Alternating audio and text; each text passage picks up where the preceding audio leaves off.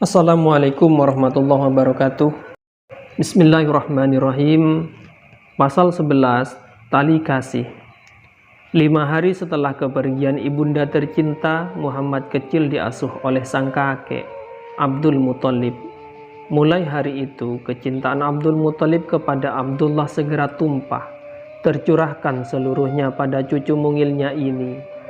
Kini usianya telah mencapai 100 tahun lebih.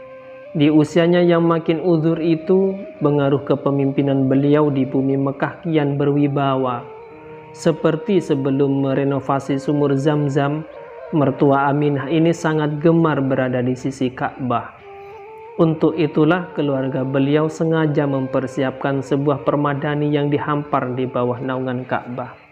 Karena begitu hormatnya terhadap Abdul Muthalib, semenjak tempat itu disediakan, tidak ada satupun yang berani menempatinya, baik keluarga ataupun warga Mekah. Termasuk Hamzah sekalipun tidak berani duduk di tempat tersebut. Tetapi lain halnya dengan cucu kecilnya yang bernama Muhammad ini. Beliau sering tiba-tiba duduk dengan sang kakek yang tengah menikmati suasana kota. Jika paman-pamannya hendak membopongnya untuk dipindahkan ke tempat lain, maka sang kakek segera berkata, "Biarkanlah dia bersamaku, sungguh ia memiliki suatu keistimewaan tersendiri."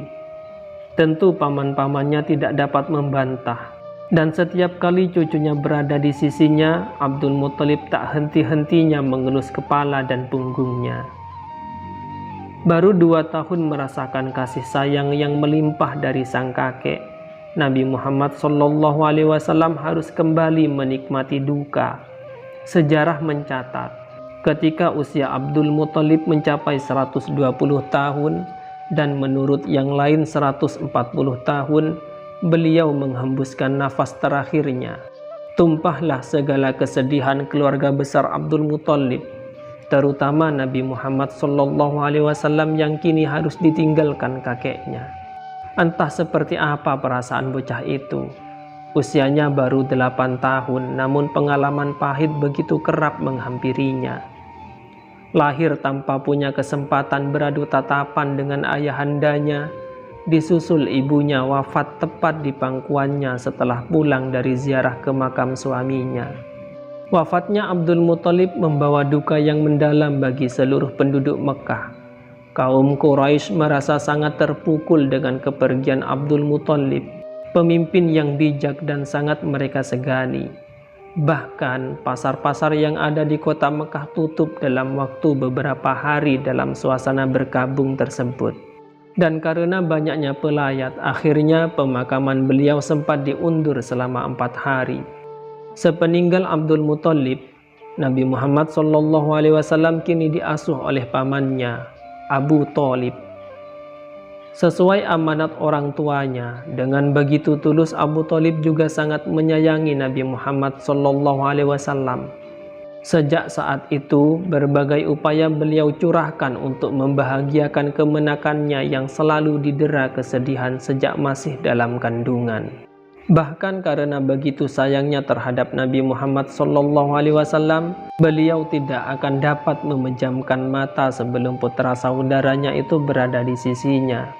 Ketika Nabi Muhammad SAW bergabung dalam keluarga Abu Thalib, kondisi perekonomian beliau kurang begitu menguntungkan. Meskipun sekali 2 kali beliau mampu melakukan perdagangan keluar daerah, namun hasil yang didapatkan hanya mampu untuk mencukupi kebutuhan keluarga. Mungkin secara kasat mata, kehadiran Nabi Muhammad SAW hanya akan menjadi kian berat beban yang harus dipanggul Abu Thalib. Kenyataan ternyata berkata lain. Kondisi keluarga beliau justru kian merangkak naik ke tahapan yang lebih nyaman. Sebelum Nabi Muhammad SAW bergabung dalam keluarga tersebut, bisa dipastikan ketika mereka makan tidak ada satupun yang merasa cukup kenyang. Kini setelah putra Abdullah itu hadir di tengah-tengah keluarganya, semua itu hampir tidak pernah terjadi.